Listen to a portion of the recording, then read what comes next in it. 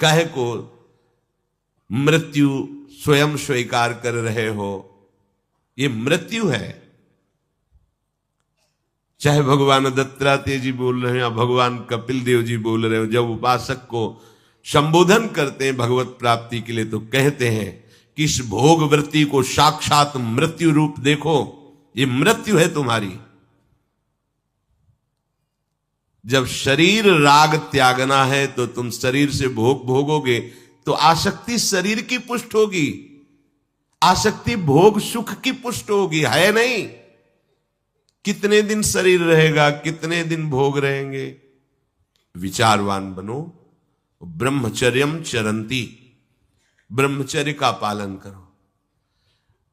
उपासक जो ब्रह्मचारी होता है उसका खिला हुआ चेहरा रहता है, जैसे कमल खिला हुआ, बिना किसी कारण के उसकी मुख मुद्रा में प्रसन्नता होती है। जो ब्रह्मचर्यहीन होता है बुझा हुआ चेहरा होता है, तेजहीन, बिना किसी कारण के वो शोकग्रस्त लगता है। बैठा है, आपको लग रहा है शांत है, लेकिन आप चेहरे को देखो, वो एक शोकग्रस्त है, कुम्हलाया हुआ चेहरा, अशांत चेहरा।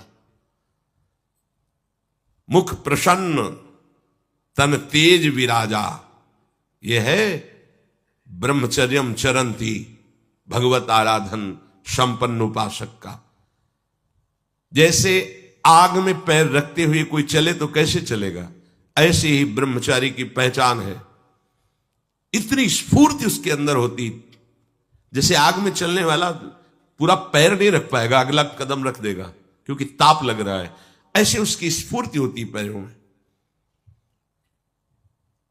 उसकी आंखें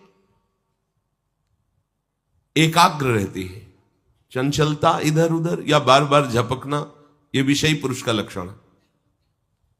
बार बार पलक झपकना, यह विषयी पुरुष का लक्षण है। इधर उधर ताक झांक, चंचलता, ऐसा बैठे तिनका तोड़ रहा है, पैर हिला, यह सब विषयी पुरुष के लक्षण है। यह तो बिल्कुल साधारण स्पष्ट दिखाई देता है आदमी विषयी है या ब्रह्मचारी, एक सेकंड में लक्षण होते हैं। आपको जब भगवत मार्ग का अवसर मिला है तो गृहस्थ हो, संतान हो गई, ब्रह्मचर्य से रहो। नहीं चाहिए संतान तो भ्रूण हत्या, गर्भ हत्या जैसे महापाप करने की क्या जरूरत है? उसी वीर से संतान उत्पन्न होती है जिसको आप नष्ट कर रहे हो, जिसको आप ऐसे पानी में बहा रहे हो, व्यर्थ फेंक रहे हो, तो उसको भ्रूण हत्या का पाप लग रहा है, तो तुमको पुण्य लग रहा है, वीरपात कर रहे हो तुम्हें भी वही हत्या लग रही है, क्योंकि उसमें वही जीवात्मा है जो मां के गर्भ में जाके बालक रूप धारण कर लेती है, उसको तुम नष्ट कर रहे हो। पर बुद्धि भ्रष्ट हो गई है, समझ में नहीं आता, व्यर्थ में वीरपात करते हो, व्यर्थ में। तुम्हारा भजन बनेगा, तुम अध्यात्म के योगी बनोगे, मजाक है अध्यात्म का मार्ग। होश में हो जाओ, ये मन के दुलार को बंद करो। जब तक इच्छा ही नहीं भगवत प्राप्ति की तो फिर तुम कैसे भगवत प्राप्ति कर पाओगे? भगवत प्राप्ति की इच्छा कैसे होगी जब तुम्हारी इस तरह से निंदनीय वृत्तियां हैं? इंद्रियों को दुलार कर रहे हो, मन को दुलार कर रहे हो, भगवत प्राप्ति चाहते हो, आचरण नीच और चाहते हो उच्च पदवी।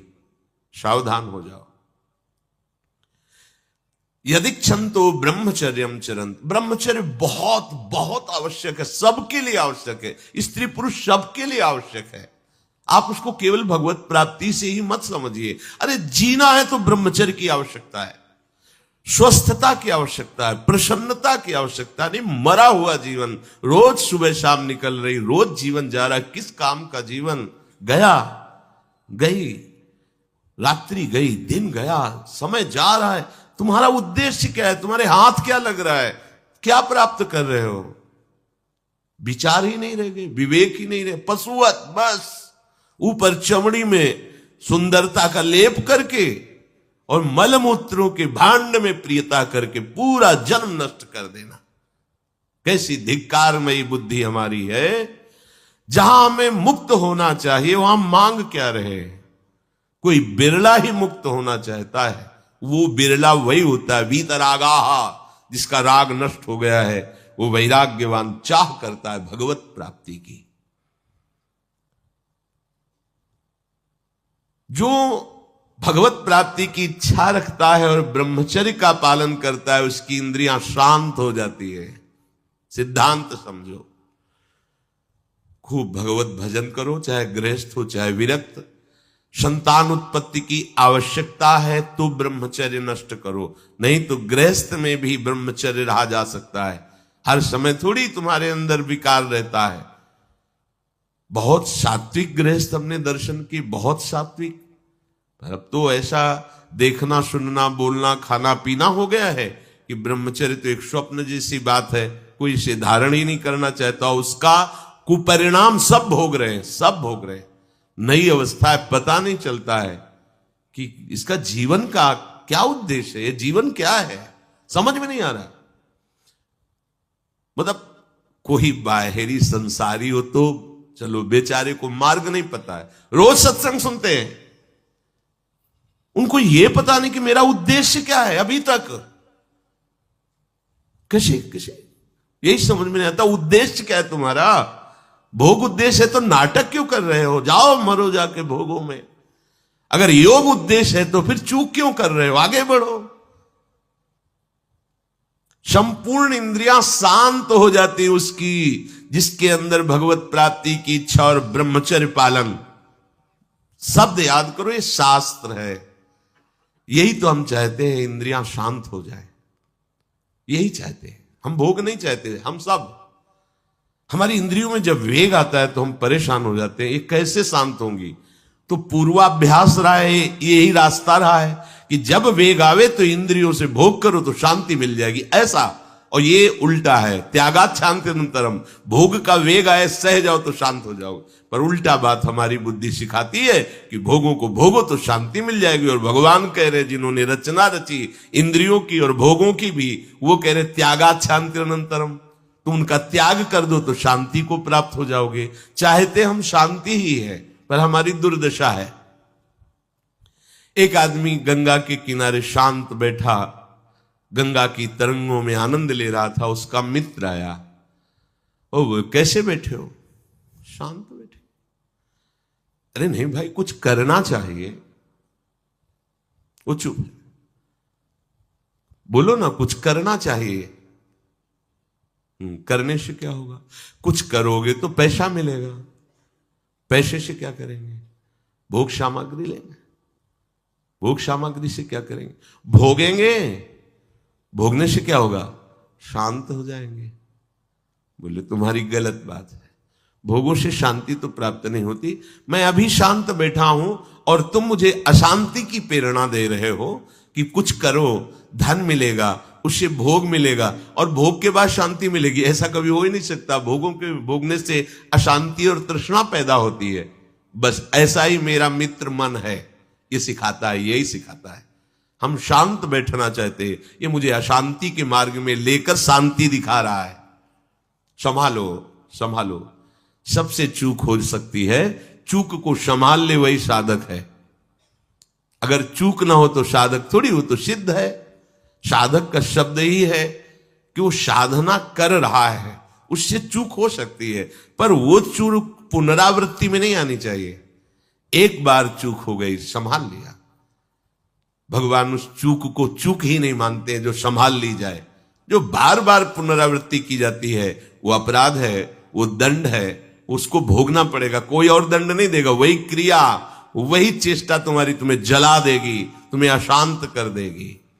एक क्षण की चेष्टा पूरे जीवन भर के लिए तुम्हें जलन पैदा कर सकती। पूरे जीवन एक चेष्टा तुम्हें विमुख कर सकती है, पूरा जीवन बर्बाद कर सकती है।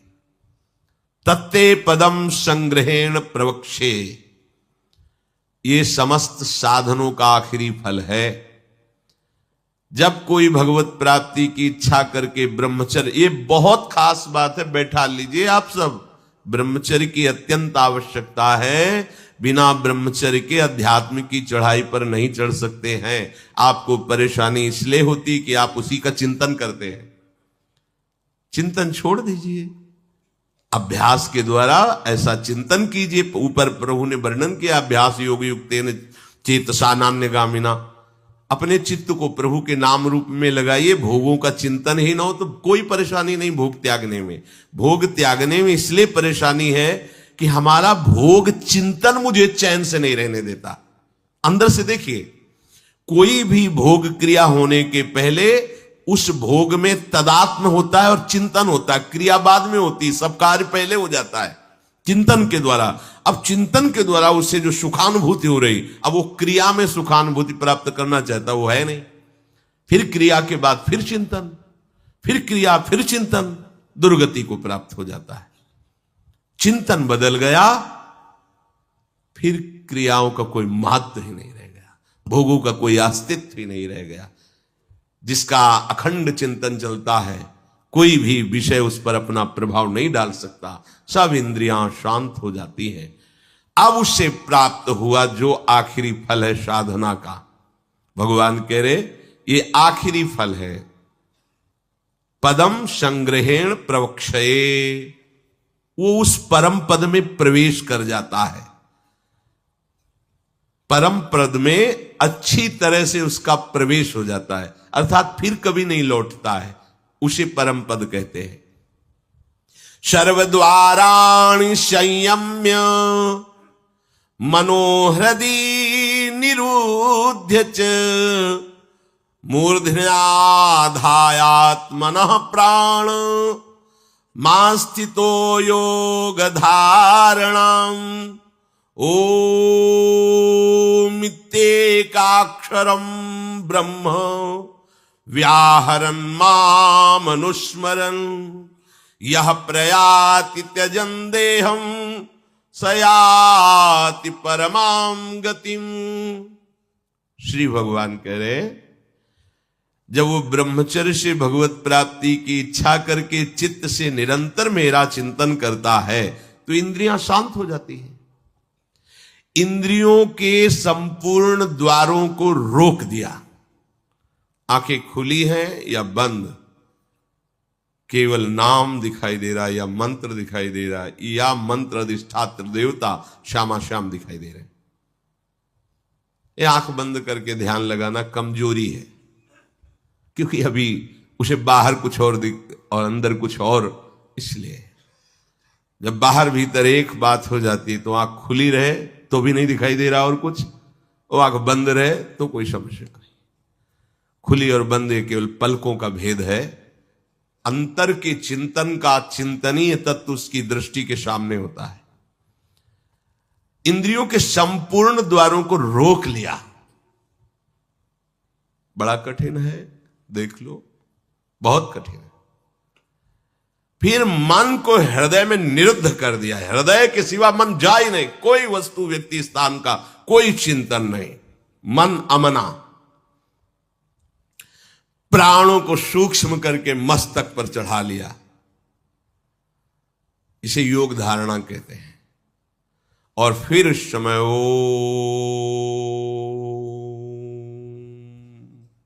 ये भगवान का नाम है ओम, ये ब्रह्म स्वरूप है। इसी से वेदों का प्रादुर्भाव हुआ है। वेदों का जनक है प्रणव ओम, आ उमा, इन्हीं से वेदों का प्रादुर्भाव हुआ है। बड़ी महिमा है ओम की। उद्गीत, एक अक्षर ब्रह्म का मानसिक चिंतन करते हुए माम अनुस्मर, मेरा स्मरण करते हुए वो जब शरीर छोड़ता है तो सीधे परम गति को प्राप्त होता है। आप घबरा जाएंगे नहीं? घबरा जाएंगे ना ये बात सुन के? समस्त इंद्रियों को रोककर मन को हृदय में निरुद्ध करके प्राणों को इतना सूक्ष्म कर लिया है कि ब्रह्मरंध में स्थापित कर दिया, और ओम उच्चारण करते ब्रह्मरंध फटा, परम गति को प्राप्त हुआ। ये है शुद्ध परम योगी की गति। इसीलिए महाप्रभु हरिवंश चंद्र जो बिल्कुल सरल बात कह रहे हैं और उसके साथ साक्षी भी दे रहे हैं कि ये मैं ही नहीं कह रहा हूं, ये बड़े बड़े महापुरुष कह रहे हैं। आरती मदन गोपाल की कीजिए, देव ऋषि व्यास सुखदास सब कहत निज, क्यों न बिनु कष्ट क्यों न बिन कष्ट रस सिंधु को पीजिए, आरती मदन गोपाल की कीजिए, आरती मदन गोपाल की कीजिए। हरिवंश महाप्रभु कह बड़ा एक कष्ट का मार्ग है, चूक हो गई तो परम गति नहीं मिलेगी, लेकिन हम तुम्हें हंसते खेलते परम गति का मार्ग बता रहे।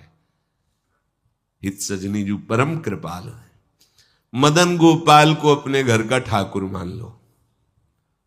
पद्मासन लगा के, प्राणों को सूक्ष्म करके, इंद्रियों को निर्विषय करके, मनोनिग्रह करके, प्रणों का चिंतन करते हुए, योग बल से प्राणों को मस्तक पर धारण करके, ब्रह्मरंध्र का भेदन करके परम गति को, वो परम गति बहुत हल्की होगी जो यहां मिलेगा। इस परम गति को प्राप्त महापुरुष भी महारानी जी के निकुंज में झांक भी नहीं सकते, नहीं झांक सकते। बहुत दुर्लभ रस है ये। क्या करो? बिल्कुल क्यों न बिन कष्ट रस सिंधु को पीजिए।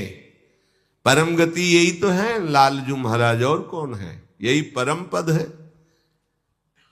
वो मेरे में प्रवेश पा जाता है, एकत्व भाव से भगवान में लीन हो गया। जैसे जल की तरंग समुद्र में लीन हो गई, ऐसे वो लीन हो गया। यहां का लीन होना अलग है। बहुत जल्दी आपको बिना किसी कष्ट के परम लाभ मिल जाएगा। ठाकुर सेवा विराजमान कर लो। मदन गोपाल, लाडले लालजू, राधा नाम या राधा वल्लभ रूप, प्रियालाल, जो भी भाव जैसे बन पावे, ठाकुर सेवा विराजमान कर लो। इनकी दासता से परम गति तुम्हारे पीछे पड़ी रहेगी। ये स्वीकार कर लो, स्वीकार कर लो। हम नहीं कह रहे, तस्मात् शास्त्रम प्रमाणम दीयमानम न गृहणन्ति बिना मत सेवनम जनाहा।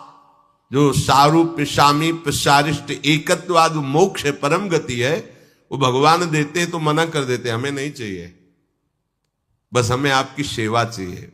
बिना मत सेवनम जनाहा, आपकी सेवा छूट जाए ऐसा मुझे मोक्ष आदि नहीं चाहिए, परम गति नहीं चाहिए। महाप्रभु कह रहे क्यों कष्ट में कदम रख रहे हो? आओ, बिल्कुल सहज सरलता से परम गति तुम्हारे पीछे पड़ी रहेगी और रस सिंधु का तुम पान करोगे। क्या? इन ठाकुर का श्रृंगार करो। बहुत रिजवार है, इनको आपका भाव चाहिए। जैसे भी आप हो, कोई शर्त नहीं है कि ये चीज होनी ही चाहिए, नहीं। देखो, बाजरे की रोटी और नमक, धन्ना जाट, कुछ नहीं है, दूसरी वस्तु नहीं है ही नहीं घर में। और ठाकुर साथ खेला कि नहीं खेला? आज तक वर्णन किसी भोग का ठाकुर जी ने नहीं किया। वाह वाह, सुदामा के तंदुल पाके बोल पड़े, वाह, आज जो तृप्ति मिली वो कहे। सबरी के बेर पाकर के ठाकुर जी को तृप्ति हुई। तो अगर 56 भोग से तृप्ति होती तो फिर बात अलग थी कि हम गरीब कैसे भोग लगा पाएंगे। लेकिन हमारे ठाकुर को आपका भाव चाहिए। गर्व है कि मैं 56 भोग लगाता हूं, ठाकुर ने देखा भी नहीं, दृष्टि भोग भी नहीं लगाया, क्योंकि गर्व रूपी दूषित वस्तु उसमें पड़ी है और भाव रूपी परम स्वादिष्ट वस्तु पड़ी है। तो बाजरे की रोटी को रोकना पड़ा धन्ना जाट को कि तू 3 दिन हो गए, पूरी रोटी खा लेगा तो मैं भूखा रह जाऊंगा, आधी तुम पाओ आधी हम पाएंगे। नव किशोर ठाकुर जी, नई अवस्था, धन्ना जाट, खेल रहे ठाकुर भाव। महाप्रभु कह रहे मदन गोपाल का श्रृंगार करो, उनकी आरती उतारो। देव ऋषि नारद, शुकाचार्य, भगवान व्यासदेव जी, आज बड़े बड़े महापुरुष कह रहे हैं यदि मदन गोपाल ठाकुर की सेवा की तो बिना कष्ट के परम गति, परम सुख तुम्हें वरण कर लेगा। बिना कष्ट के तुम परम सुख सिंधु में डूब जाओगे, विश्वास करो। हरिवंश महाप्रभु कह रहे हैं अगर करी धूप कुमकुम मलय रंजित नौबर्तिका घृत सो पूरी राखो कुसुम कृत माल नंदलाल के भाल पर तिलक करी प्रगट यश क्यों न भाखो भोग प्रभु योग भरी थार धरि कृष्ण पे मुदित भुज दंडवर चमर ढारो आचमन पान हित मिलत कर्पूर जल सुभग मुखवास कुलता पिजारो शंख दुंदुभि पणवो घंट कल वेणुरो झल्लरी सहित सुर सप्त नाचो मनुज तन पाई यह दाय ब्रजराज भज सुखद हरिवंश प्रभु क्यों न याचो मनुज तन पाए यह दाय ब्रजराज भज सुखद हरिवंश प्रभु क्यों न याचो आरती मदन गोपाल की कीजिए आरती मदन गोपाल की कीजिए। आरती सजाओ, ठाकुर को सुंदर सुंदर सुवासित जल से स्नान करा के कोमल वस्त्रों से श्रीअंग प्रक्षालन करके पोछ करके विराजमान करो, सुंदर पोशाक धारण कराओ, सुंदर धीमे धीमे चंदन घर्षण करो, केसर कपूर डाल के ऋतु के अनुसार धीरे धीरे, इसलिए मोटा ना हो, स्थूल होगा तो पत्रावली ठीक नहीं बनेगी, पत्रावली करो। सुंदर सुंदर पुष्प लाओ चयन करके, दो चार पुष्प ही वृंदावन के हो गए तो लाखों करोड़ों के बाहर के पुष्प समानता नहीं कर सकते। इस धाम में जो प्रगट पुष्प है किसी भी लता के दो चार पुष्प कोमल पत्ते चढ़ा दो, हमारे ठाकुर रीझ जाएंगे। सुंदर सुंदर पुष्पों की माला गूंथो, अहो भाग्य है उनके जो रोज श्री जी की सेवा में ये सेवा का सौभाग्य, सुंदर सुंदर आभूषण फूलों के, माला फूलों की धारण कराते हैं, अहो भाग्य, जीवन धन्य, उनका हाथ धन्य हो गया। पूर्व जितने भी हाथों से हमारे कर्म नहीं होने चाहिए वो हुए हैं, वो सब भस्म हो जाएंगे, क्योंकि ठाकुर सेवा में हाथ लग गए। आप ठाकुर जी की रसोई अमनिया कर रहे, ठाकुर जी की रसोई अमनिया किए हुए पात्रों को अमनिया कर रहे, आप पोछा लगा, कृतकृत्य हो गए। लाखों माला भजन इसकी समानता नहीं कर सकता। श्री जी के उच्छिष्ट पात्रों को आपने मार्जन करके विराजमान किया नवीन भोग के लिए, लाखों माला इसकी समान, ये सेवकाई है। सेवकाई सीधे श्री जी को अधीन करती है, माला जपने का फल है, इसका फल नहीं, सीधे आराध्य देव को अधीन करती है सेवा। जैसे उपासक रात में जग करके नींद ना लेकर के कष्ट सहते हुए वर्षों का अभ्यास ये श्रृंगार करते, इसमें 2-4 घंटे नहीं लगते हैं। कल जो श्रृंगार होना है मध्याह्न में विश्राम नहीं करते, नीचे वहां बेसमेंट में ये श्रृंगार करते रहते कपड़ों का। ये श्री जी आज ऐसे सिंहासन में बैठे, निहाल हो गए तुम। अगर अन्य कोई दुराचार प्रवृत्तियां तुम्हारे ऊपर शासन न करे, तुम अन्य कोई गलत कार्य ना करो, तो तुम खुद ही देख लोगे कि आपके अंदर श्री जी क्या देती है। जो बड़े बड़े योगियों के लिए दुर्लभ है वो प्रीति आ जाएगी, लाडली जी के लिए रोना आ जाएगा, कभी श्रृंगार करते करते आंसुओं की झड़ी लग जाएगी। ऐसा होता है, ऐसा होता है। जब हमारे अंदर भाव बहुत है और सामग्री नहीं है, तब वो दैन्यता भरी सेवा होती, पूछो मत। जब कुछ नहीं था, थोड़ी मिश्री केवल और भाव में कढ़ी चावल और फुल्का ऐसे सब तो आंसू चल रहे कि लाडली मुझ दीनहीन गरीब की क्या है, आपके द्वारा दी हुई मिश्री केवल है, सामने रख के ऐसा सुख मिलता तो कैसे। बिहारी जी के सामने से 4 डलियों से फूल मांग लिए, एक एक दो दो ऐसे फूल दे दिए, श्री जी के लिए फूल दे दिए तो दे देते थे माली जन। आके जब उनकी पंखुड़ी करके शयन के ऐसी छोटी सी गादी लगाते और श्री जी को विराजमान करके ऐसे चल, कैसे वो सुख तुम्हें कैसे वर्णन करें। बड़े बड़े योग सिद्धांत भी जहां प्रवेश नहीं पाते वो ये बात है। जोग कुजोग ज्ञान अज्ञानू जहां नहीं राम प्रेम प्रधानु, सो सब धर्म कर्म जर जाऊ जहां न राम पद पंकज भाऊ। ये आखिरी स्थिति है प्रेम की। महाप्रभु कह रहे इस बात के सुखदेव जी, भगवान व्यास देव जी, देवर्षि नारद साक्षी है कि जो मैं बात कह रहा हूं कि बिना कष्ट के तुम्हें रस सिंधु की प्राप्ति होगी, तुम आरती करो मदन गोपाल की, उनको श्रृंगारित करो।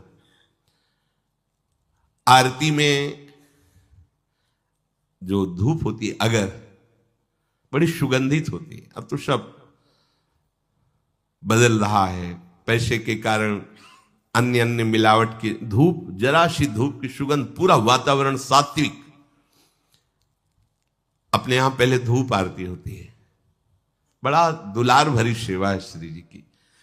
फिर इसके बाद जो बत्ती की नोक होती है उसमें चंदन लगाया जाता है, ऐसे सूखा चंदन पिसा हुआ सूखा, ऊपर से केसर, तो वो हल्का सा केसर पर लिए हुए चंदन, क्योंकि जो ही हम प्रज्वलित करेंगे तो पहले धुआं ना निकले, सुगंध निकले। इसीलिए महाप्रभु कह रहे हैं कि कुमकुम मलय रंजित बर्तिका, 9 बर्तिका जिसमें चंदन बुरा ऐसे, क्योंकि घी लगा होता है वो चिपक जाएगा, फिर केसर पिसी हुई ऐसे, तो जे ही हम अग्नि प्रज्वलित करेंगे तो धुआं नहीं निकलेगा, उससे चंदन की सौरभ, ये भाव की चीज है। बोले मलय कुमकुम मलय रंजित 9 बर्तिका, कैसी घृतसो पूरी राव, घी से सनी हुई पूरी। कुसुम कृत माल नंदलाल के भाल पर तिलक करी प्रगट यश क्यों अहो भाग्य। आप चंदन घिसे श्री जी के लिए, फिर उससे आप श्री जी को तिलक रचना कर रहे, पत्रावली लगा रहे, अहो भाग्य।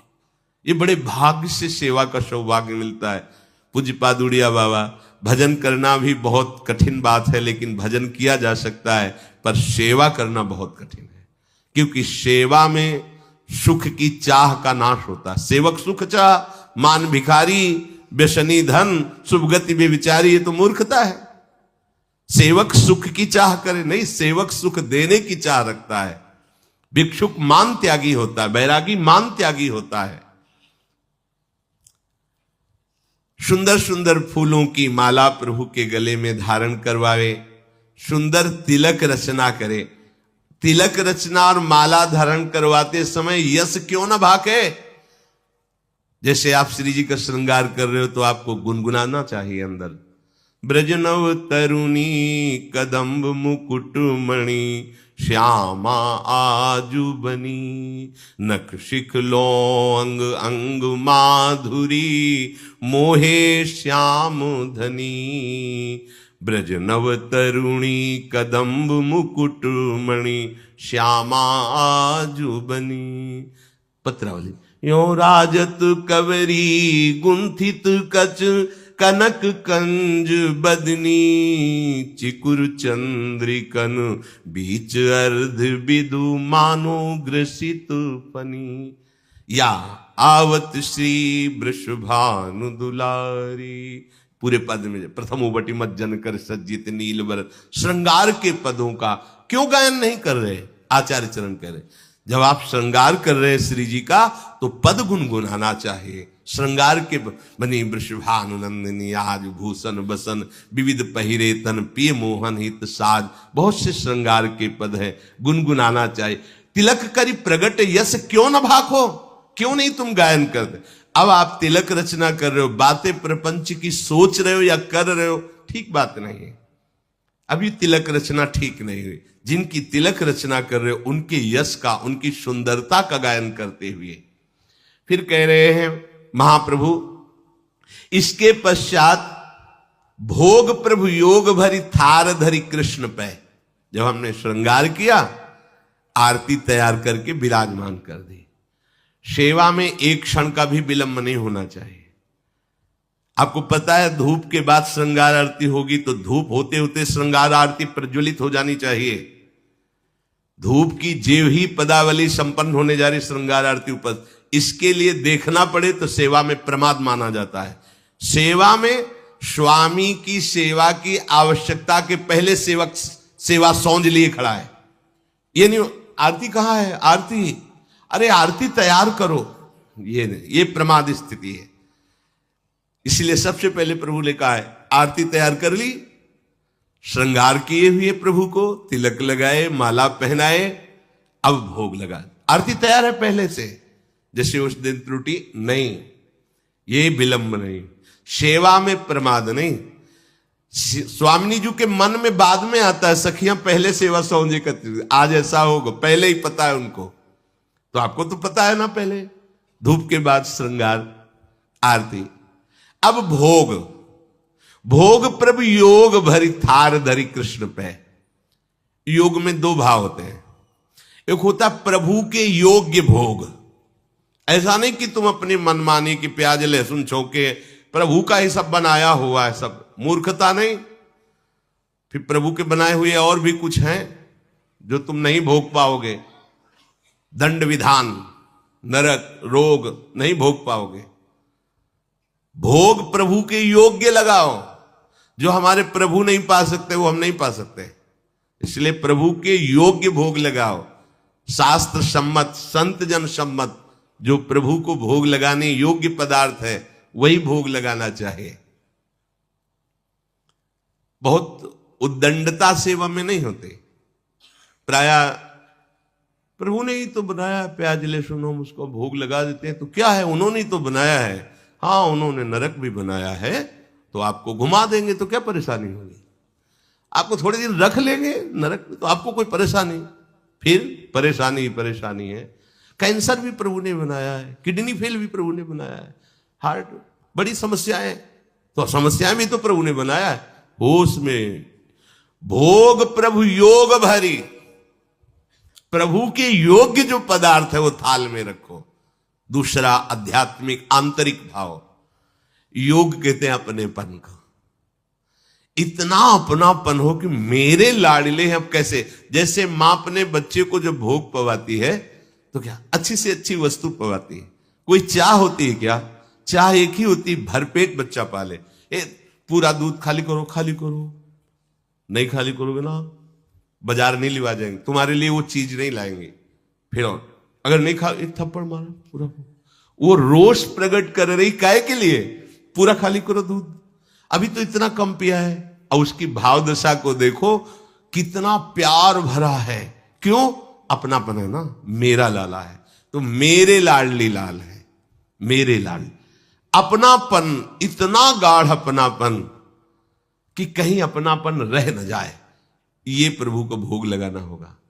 अगर इस अपनेपन में भर करके आप एक नमक से चुपर कर रोटी भी रख देंगे तो हमारे प्रभु उसे छोड़ेंगे नहीं, पाएंगे। अपनापन प्रभु से नहीं है तो दुर्योधन ने भी व्यवस्था की थी भगवान की, देखा भी नहीं। अपनापन है विदुरानी को मेरे प्रभु, तो छिलका वाह वाह करके पा रहे हैं। वाह कितना स्वाद है इसमें, केले में नहीं छिलके में। ये भोग लग रहा है काहे का, योग भरी, युक्त होकर, प्रभु में तदात्म होकर, प्रभु के प्रेम में डूबी विदुरानी। केले का छिलका दे रही, होश भी नहीं है। तो महाराज को भी, सर्वज्ञ प्रभु को भी होश नहीं।